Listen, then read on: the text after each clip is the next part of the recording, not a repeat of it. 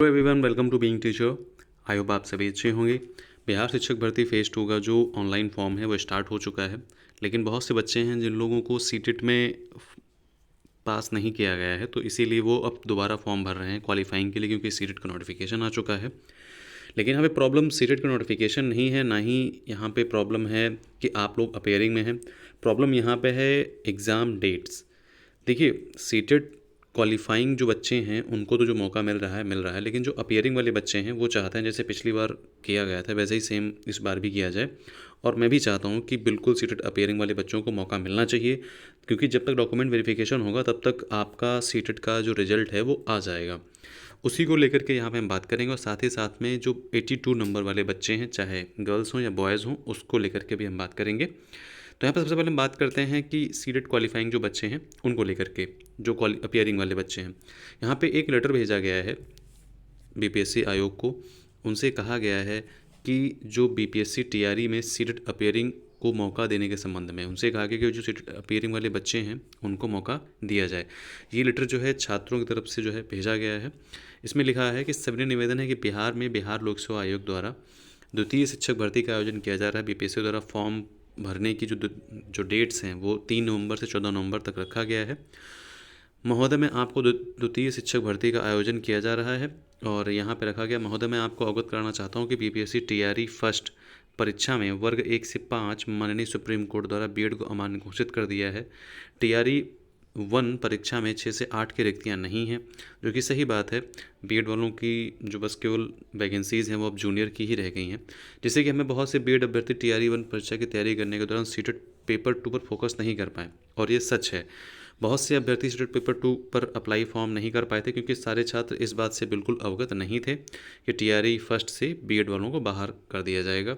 तो अब 6 to 8 की जो वैकेंसीज़ हैं लगभग 32,000 निकाली गई हैं, तो सीटेट पेपर 2 अनिवार्य किया गया है उसमें। तो सीबीएसई द्वारा आगामी सीटेट दिसंबर में निर्धारित है, और बीपीएससी टीआरई 2 की जो परीक्षा है वो भी दिसंबर में निर्धारित है। हालांकि यहाँ पे जो एग्ज़ाम है वो जनवरी में होने वाला है। यहाँ पे इन्होंने थोड़ा सा गलत लिखा है, लेकिन यहाँ पे मेन कहानी सिर्फ इस नहीं है। मेन कहानी ये है कि अगर बीपीएससी चाहे तो सीटेट अपेयरिंग वालों को शामिल कर सकती है, ठीक है। ये बीपीएससी पे डिपेंड करता है। लेकिन बीपीएससी ने जब प्रेस कॉन्फ्रेंस हुई थी पटना में अभी, तो वहाँ पर उन्होंने साफ मना कर दिया था कि जो अपेयरिंग वाले बच्चे हैं इस बार उनको शामिल नहीं किया जाएगा, ओके। अब हम बात करते हैं यहाँ पे 82 नंबर्स वालों की। बहुत से बच्चे परेशान हैं कि सर हमारे 82 नंबर्स हैं, पिछली बार जो बच्चे थे उसमें उनके भी 82 नंबर्स थे, लेकिन वहाँ पे कुछ लोगों को निकाल दिया है। देखिए, निकाला है वो एक अलग कहानी है, लेकिन ऐसा नहीं है कि उनको नियुक्ति पत्र नहीं मिलेगा। अगर वो कोर्ट जाती हैं, कोर्ट से उनको जीत ही हासिल होगी, वो 100% जीत जाएंगी, क्योंकि वहाँ पे नोटिफिकेशन में, पिछली बार के नोटिफिकेशन में भी लिखा था कि जो अत्यंत पिछड़ा वर्ग जो है, इन सभी लोगों को, मतलब सामान्य कोटि के अभ्यर्थियों को निम्नतम 60% अंक यहाँ पे मिलेगा, ठीक है। तो सामान्य कोटि में यहाँ पे जो है सभी प्रकार के लोग आते हैं, जैसे कि लड़के हों चाहे लड़कियां हों, कोई मैटर नहीं करता है।